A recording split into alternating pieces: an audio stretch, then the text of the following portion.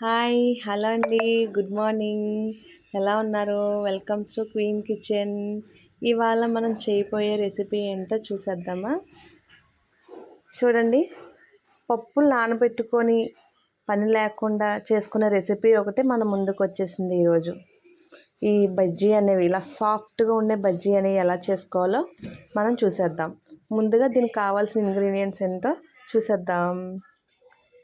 So ఈ బజ్జీలను ఎలా తయారు చేసుకోవాలో వాటికి కావాల్సిన ఇంగ్రీడియంట్స్ ఏంటో చూసేద్దాం రండి. ముందుగా ఒక కప్పుడు బియ్యం తీసుకోవాలండి. రేషన్ బియ్యం ఉంటాయి కదా, వాటిని తీసుకొని శుభ్రంగా కడిగేసి 3 అవర్స్ పాటు వాటిని నానబెట్టుకోవాలన్నమాట.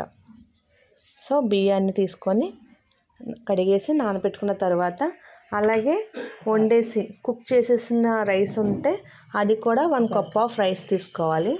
నెక్స్ట్ అలా తీసుకొని 3 అవర్స్ తర్వాత నానిపోయిన తర్వాత ఈ రైస్ని బియ్యాన్ని మిక్స్ చేస్తే వచ్చిన కన్సిస్టెంట్ అండి ఇది. సో ఇలా పిండిలా వస్తుందన్నమాట.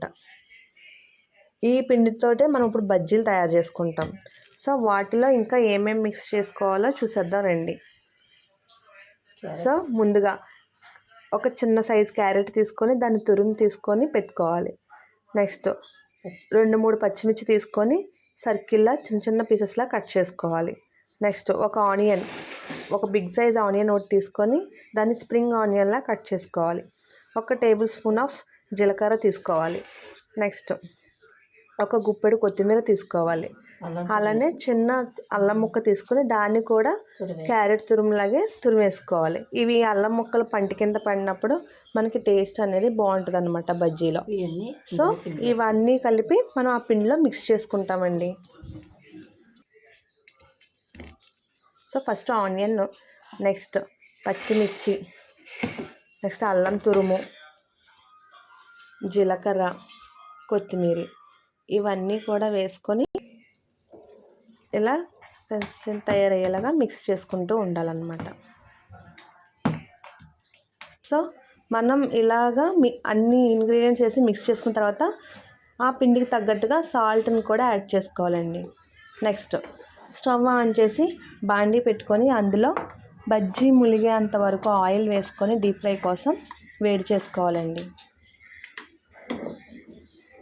సో చూడండి, ఇప్పుడు ఆయిల్ అయితే హీట్ అయిందండి.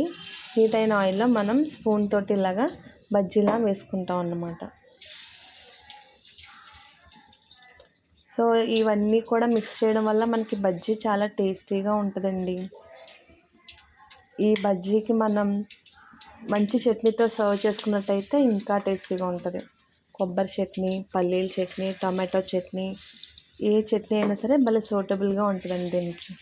ముందుగా మనం పప్పులే నానబెట్టుకొని హరీబరీగా చేసుకోకుండా ఈవినింగ్ స్నాక్స్ కింద కూడా తయారు చేసుకోవచ్చు అనమాట.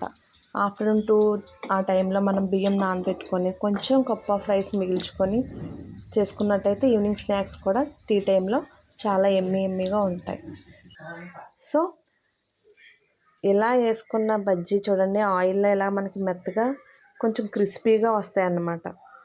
ఈ బజ్జీని మనం ఏదైతే చట్నీ తయారు చేసి పెట్టుకున్నామో, పల్లీల చట్నీ అన్నమాట ఇది. ఈ పల్లీల చట్నీలో ఈ పీస్ని ఇలా డిప్ చేసుకొని తిన్నట్టయితే వావ్, ఎమ్మీ స్నాక్ ఐటమ్ ఆర్ బ్రేక్ఫాస్ట్ సూపర్గా ఉందండి. సో మీరు కూడా ట్రై చేసి ఎలా ఉందో నాకు కామెంట్ సెక్షన్లో చెప్పండి. మీకోసం ఒక హెల్దీ టిప్ తోటి మనం ముందుకు వచ్చేసారండి. సో ఆ టిప్ ఏంటో చూసేద్దామా? ఈ మొక్కని మనం రణపాల మొక్క అని అంటామండి. సో ఈ మొక్క దేనికి ఉపయోగపడుతుందంటే, ఎర్లీ అవర్స్లో మనం ఈ ఒక ఆకు తిన్నట్టయితే ఎవరైతే కిడ్నీలో రాళ్ళు ఉండి ఆ సమస్యతో బాధపడుతూ ఉంటారో, లేక వాటర్ కంటెంట్ తక్కువై కిడ్నీలో పెయిన్ వచ్చి ఎవరైతే బాధపడుతుంటారో వాటికి ఉపశమనం అండి. ఈ ఆకుని మనం ఎర్లీ అవర్స్లో ఒక ఆకుని తింపుకొని మనం నవిలినట్టయితే, మనం అలా ఆకు తీసుకొని నవిలినట్టయితే మనకి 1 మంత్ లోపు గుడ్ రిజల్ట్ అనేది తెలుస్తుందండి. సో మనం ఈ మొక్కని జస్ట్ ఆకు తీసుకొని మనం కుండీలో పాతుకున్నా సరే మనకి మొక్కలాగా అయిపోద్దండి. ఈ మొక్క మనం ఎలా వేసామంటే జస్ట్ ఒక ఆకు తెచ్చి వేస్తే ఇలా మొక్కలాగా వచ్చిందండి. అలా ఇన్ని మొక్కల్లాగా వచ్చింది. సో మీరు కూడా ట్రై చేసి ఎలా ఉందో కామెంట్ సెక్షన్లో చెప్పండి. Thank you for watching my video అండి. ఇలానే వాచ్ చేస్తూ నాకు లైక్, సబ్స్క్రైబ్ అండ్ షేర్ మీ. Bye bye.